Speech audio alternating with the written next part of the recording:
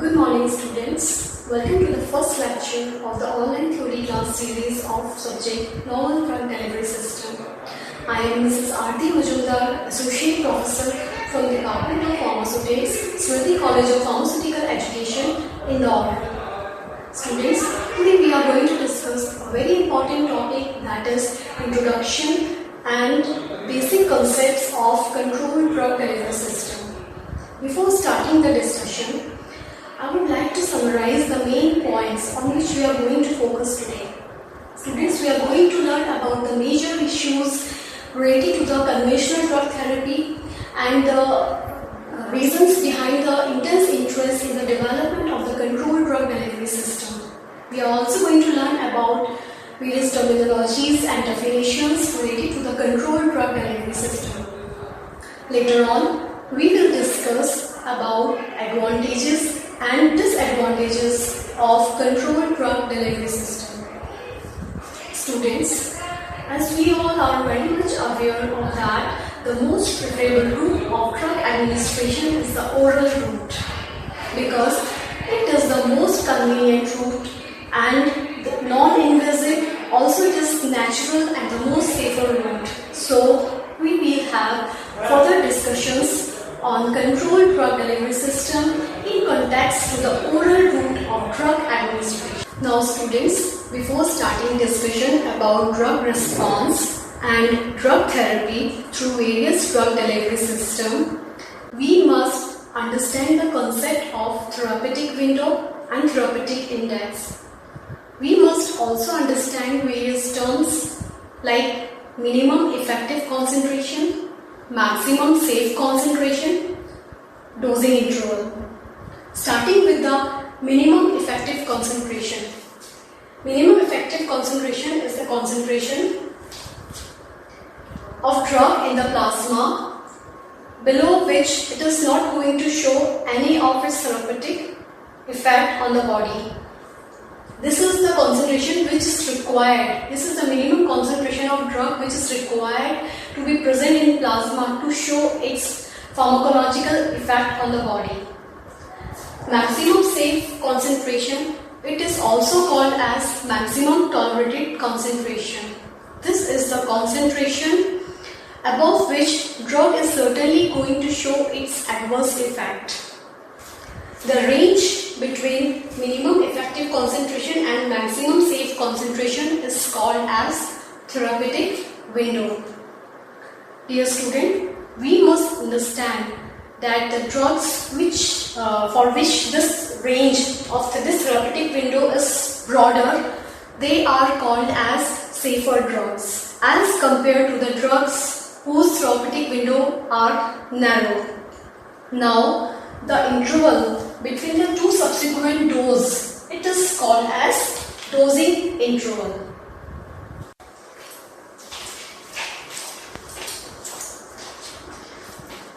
In the previous classes, we have already studied that for a drug substance to show its therapeutic effect to treat any ailment in the body, it should be available in the concentration above the minimum effective concentration.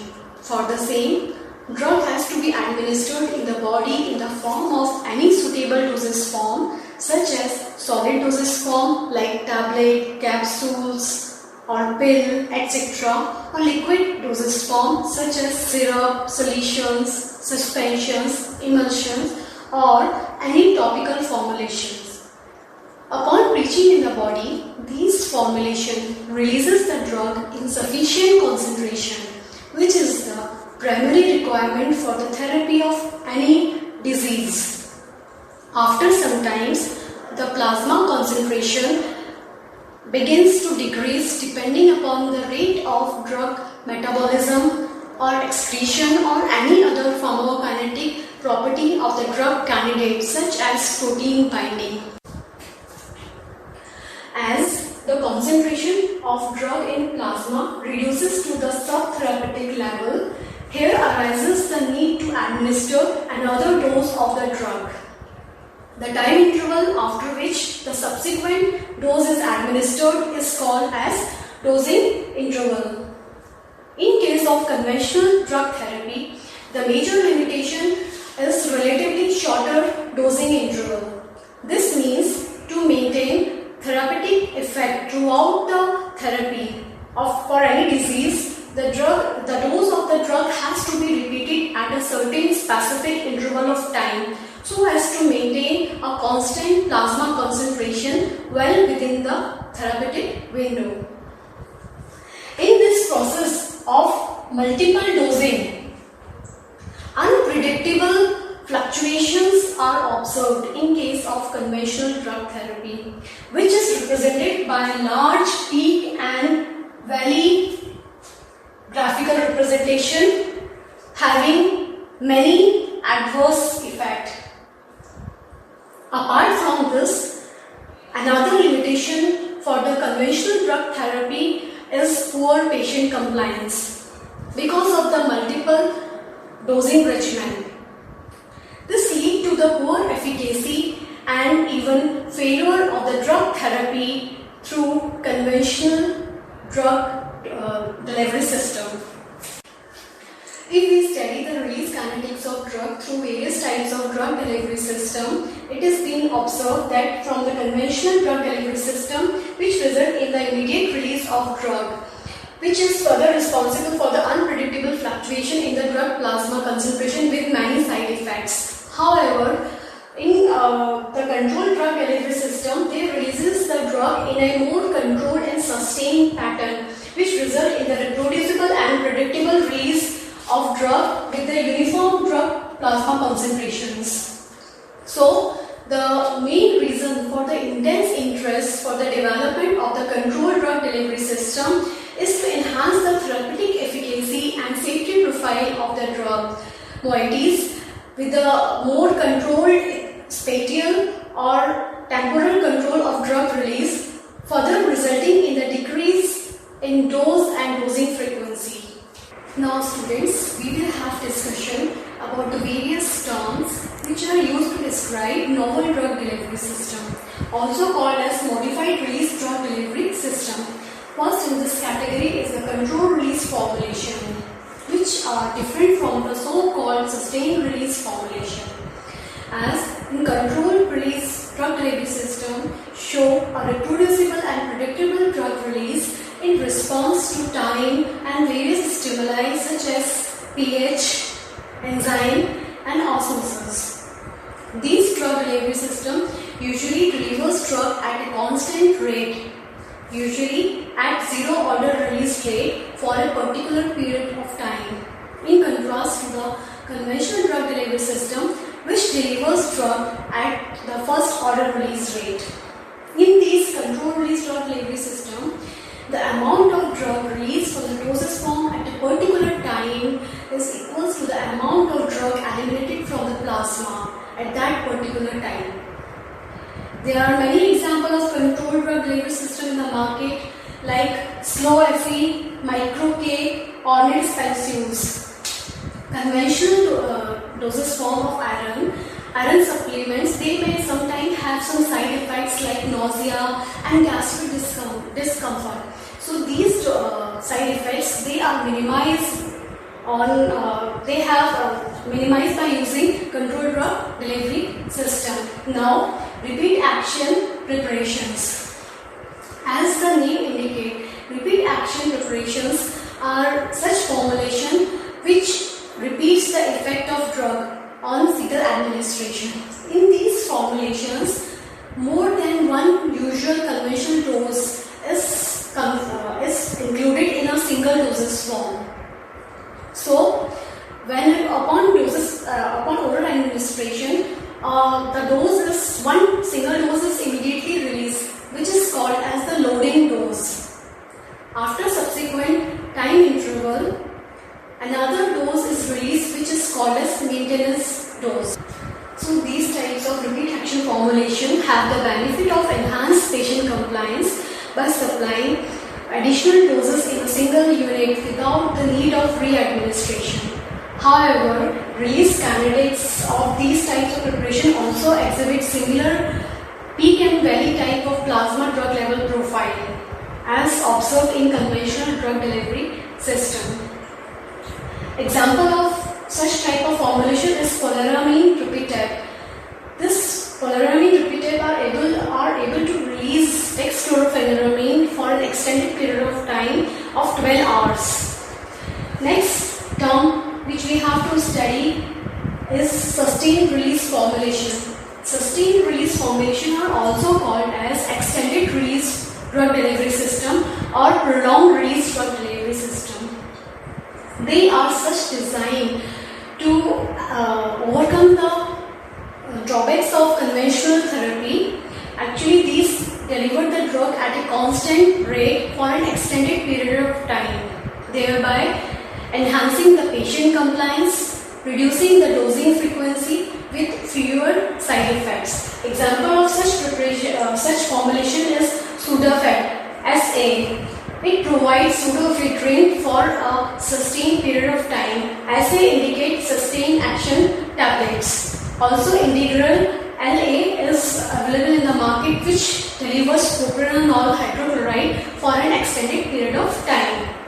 Another category is delayed release formulation. As the name indicates, upon oral administration, this type of formulation releases the drug after a certain period of time. This time interval after which the drug is released into the body, it is called as lag time. So these have an objective, these formulations have a particular objective of protecting drug from the gastric environment of the body. For example, Acifex tablets, they releases rabeprazole in the intestine. Let me clear you one thing, that the antric coated formulations are actually examples of the delayed release formulation. Now, site-specific drug delivery system. Site-specific targeted drug delivery system are actually designed to release the drug particularly adjacent to the tissue or onto the tissue where the drug action is actually needed. The best example of the site-specific targeted drug delivery system is Optesa 800 MR tablet. MR is actually indicate modified release tablets. These Optesa 800 tablet, they releases the drug mesalazine in the colon for the therapy of ulcerative colitis. Now, receptor targeted drug delivery system are so designed that the drug is released onto the organ or in the cell where the action is needed. Most commonly, most of the anti-cancer drugs, in case of anti-cancer therapy, such type of receptor targeted drug delivery system are needed. For example, anti-cancer drug gefitinib, it targets the epidermal growth factor receptor, which is present onto the cell. Dear students, so far we have studied about the major limitations observed in conventional drug therapy. Also, the main reason for the intense interest in the development of controlled drug delivery system. We have also studied about various terms and definitions which are used to describe various types of modified release drug delivery systems. Now, we are going to discuss about the various advantages and disadvantages of controlled drug delivery system. Coming to the advantages of controlled drug delivery system, we are well aware, we have well understood that the main advantage of the controlled drug delivery system is the improved patient compliance because of the reduced dosing frequency. Also, there is avoidance of night-time dosing is possible, which further leads to the improved patient compliance. We have also studied in our topic that these controlled drug delivery system, with the help of these system, it is possible to reduce the fluctuations in the plasma drug concentration, which result in the uniform and constant therapeutic drug plasma level and therapeutic effect. Because of all these advantages, the therapy with the help of controlled drug delivery, it have very fewer side effects. Apart from having these advantages, controlled drug delivery system, they are also having certain limitations. For example, poor or unpredictable in vitro, in vivo correlation. This means if a controlled drug delivery system developed in the laboratory, in the evaluation test, it may prove like it is going to release the drug in a controlled fashion. But when the similar doses unit, when administered into any patient, it is not going. It may not able to give the similar effect.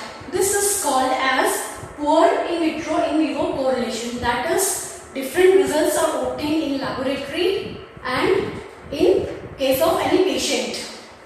Then dose dumping. Dose dumping is a very common disadvantage which are observed when we are using controlled drug delivery system. Actually, we know that most of the controlled drug delivery system, they are having more than one usual dose, loading dose and the maintenance dose. Sometimes what happens, these doses are planned to be released at a certain predictable time period, but sometimes it happens that these doses results in the premature drug release, and sometimes even exaggerated drug release happen. This causes enhanced toxic level of drug in the body. Next limitation with the controlled drug delivery system is that the retrieval of the drug is difficult in case of toxicity. Once the controlled drug delivery unit is administered, then the retrieval becomes difficult. Then reduced potential for the doses adjustment. These controlled drug delivery systems are also having reduced potential for doses adjustment as compared to the conventional drug delivery system, where so many strengths are available and doses can be adjusted. Then the next disadvantage, sometimes it happens because of the use of some costly polymers, the cost of the drug delivery system increases. But let me conclude one thing, that apart from having these disadvantages, controlled drug delivery system have proved to be beneficial as they result in enhanced efficacy and safety profile of the drugs.